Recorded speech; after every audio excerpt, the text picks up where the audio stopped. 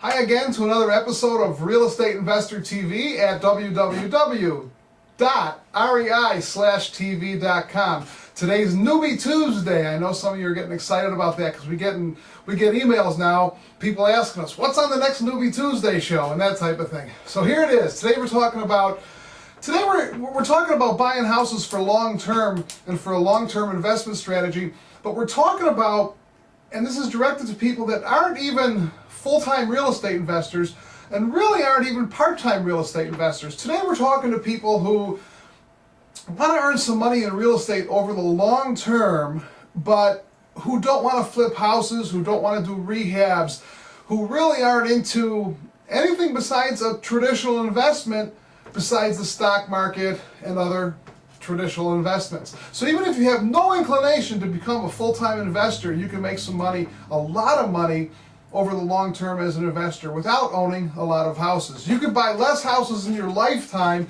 than I bought in the last year, and you could become wealthy, and there's many people that have done it.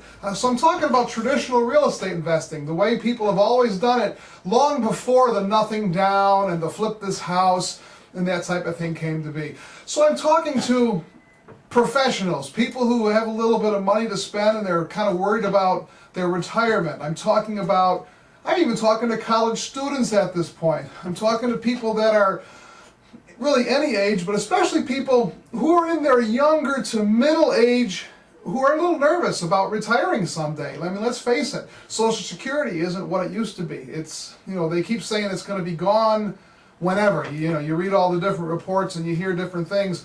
I think it is inevitable, and we all know, though, at some point, Social Security, it's just not going to be there. And even if it is there, who can live on $800 a week or whatever it is that most people are going to be eligible for?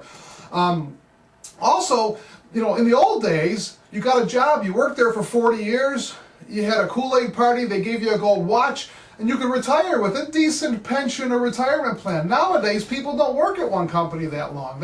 You move around through your lifetime, so most people don't have a pension plan, they don't have a retirement, they can't count on Social Security. What can they count on? You can count on real estate. Now granted, I'm not going to argue with you. Real estate is down right now, and that's one of the reasons I'm having this talk, because it always goes back up. Over the long term, real estate always improves over the long term. It's, this is kind of a fluke that it's down now. It's not the first time it's been down. It's been down in the past, and it always goes back up. So, let's face it. It's a commodity. We're never going to, that once it's gone, it's gone. There's only so much dirt. Once all the dirt is sold, there's no more dirt.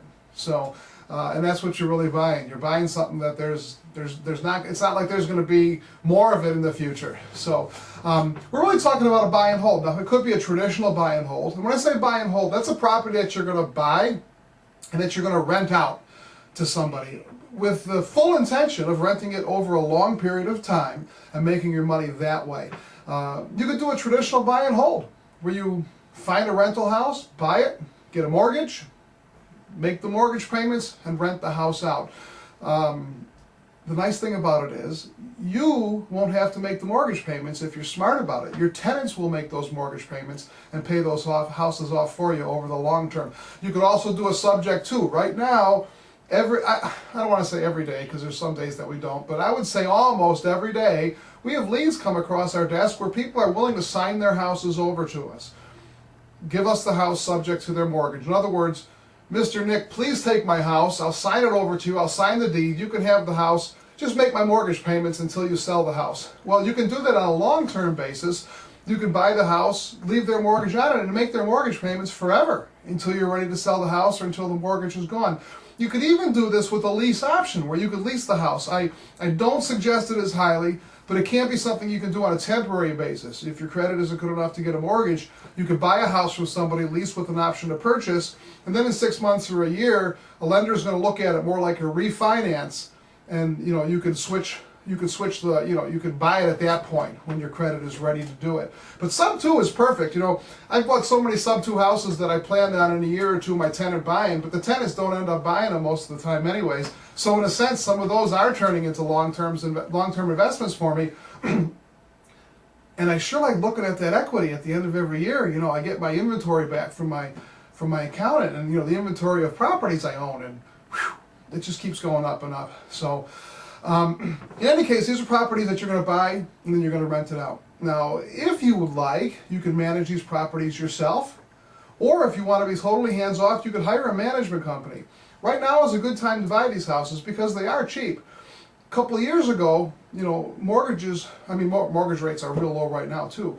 But the houses that you take subject to from people where they'll sell it to you and let you make their mortgage payments, in most of those cases, those are houses they bought 2 years ago, 3 years ago when mortgage rates were really, really attractive.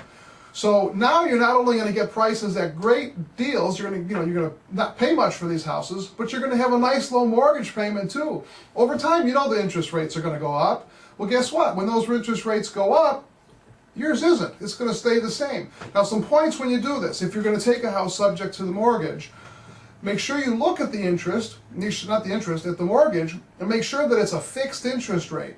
Make sure that mortgage isn't going to go up and up when the interest rates go up. Make sure that if you're going to buy a house subject to a mortgage and leave that seller's mortgage on it, make sure that you know about that mortgage. You know who the lender is. You know it's up to date when you buy it. Basically, you ask the seller to show you a copy of their latest statement.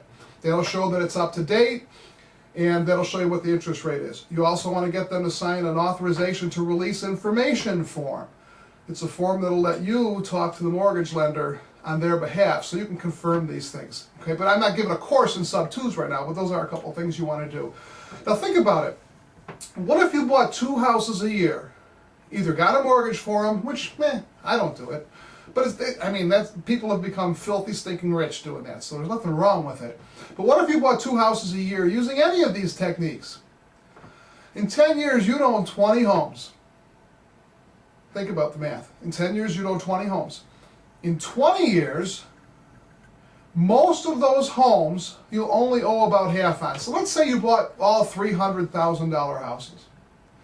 You bought a house today that cost $300,000.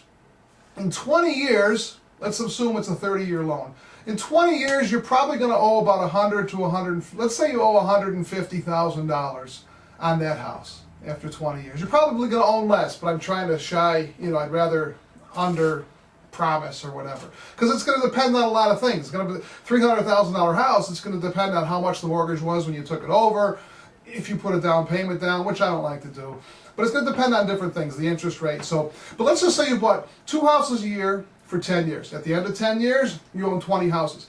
At the end of 20 years, the 2 houses you bought in that first year that were worth $300,000 then, that you owe $150,000 on now, are going to be worth about at least $400,000. They might be worth $700,000 or $800,000 in 20 years.